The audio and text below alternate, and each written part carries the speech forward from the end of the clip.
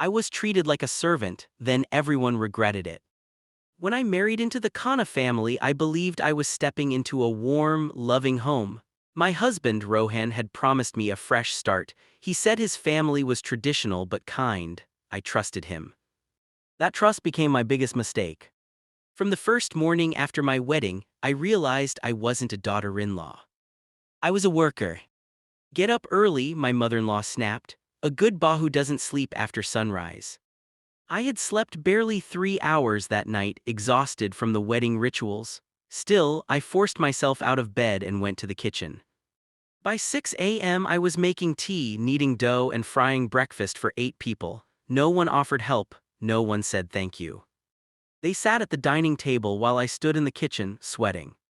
Bring the parathas hot, my sister-in-law Neha said, scrolling on her phone. Don't be lazy. Lazy. I swallowed my anger and served them silently. That became my routine. Cook, clean, serve, repeat. They never asked about my health, they never asked about my dreams, they only noticed me when something went wrong. This curry has too much salt, my father-in-law complained. You forgot to iron Rohan's shirt, my mother-in-law shouted. You're useless, Neha said casually. At night when I finally sat down, my hands would tremble from exhaustion. I told Rohan once quietly, I feel like a servant here. He sighed, don't exaggerate, my mother is old school, adjust a little, things will get better. But they didn't. Instead they got worse. One afternoon, relatives came over. My mother-in-law introduced everyone proudly. This is my son Rohan. This is my daughter Neha. This is our Bahu, she manages the house. Manages the house. Not my name. Not my education. Not my identity. Just the housemaid with a marriage certificate. I served tea to the guests while they discussed family business and investments. When I tried to join the conversation, my mother-in-law cut me off. Why are you standing here? Go check the snacks. It felt like my voice didn't belong in that room. That night, I cried silently in the bathroom so no one would hear me. I had a master's degree in finance. I had worked at a reputed company before marriage. I had dreams.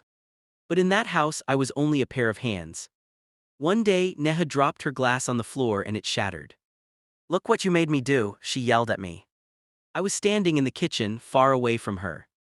Still, I bent down and cleaned the pieces. While sweeping, something inside me broke too. Why was I accepting this?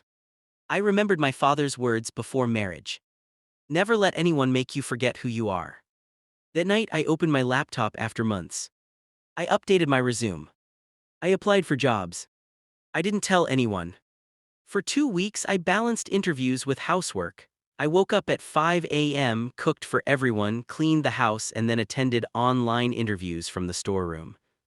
They thought I was praying. I was preparing my escape. Then came the insult that changed everything. It was Rohan's birthday, guests filled the house, I cooked all day without rest, my feet burned, my back ached. At night when everyone gathered to cut the cake, my mother-in-law said loudly, she is lucky to be in this house, otherwise she'd be nothing. We gave her respect and shelter. The guests nodded politely. My heart pounded. Nothing.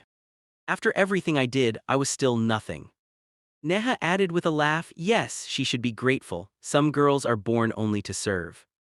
Everyone laughed. I stood there holding the cake knife, my hands shaking.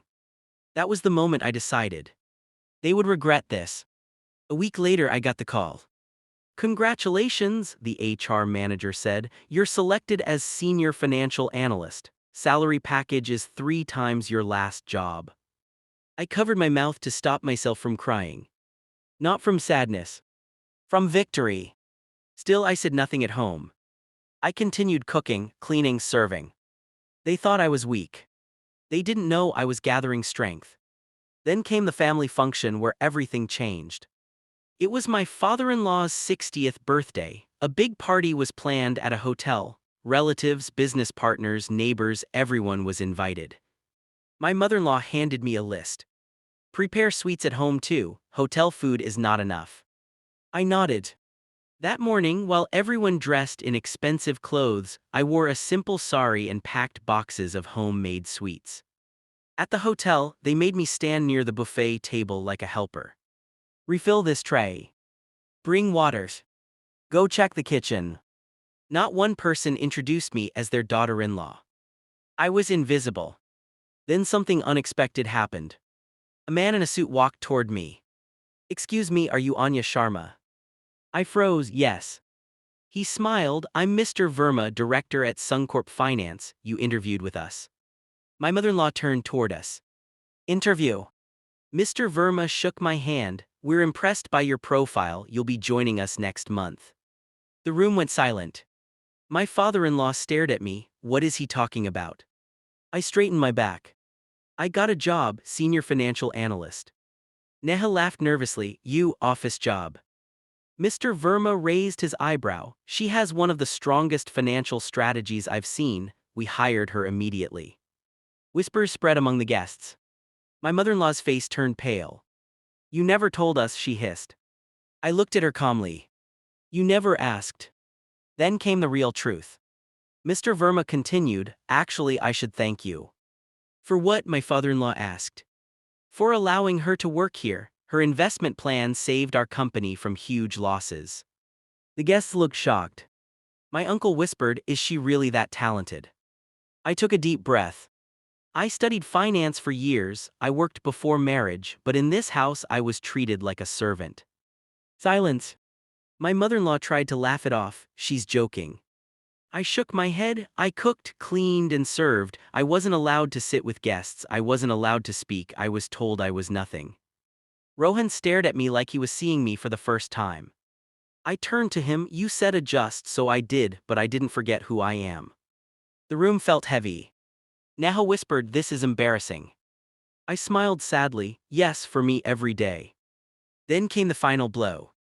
I also want to say something else, I said loudly.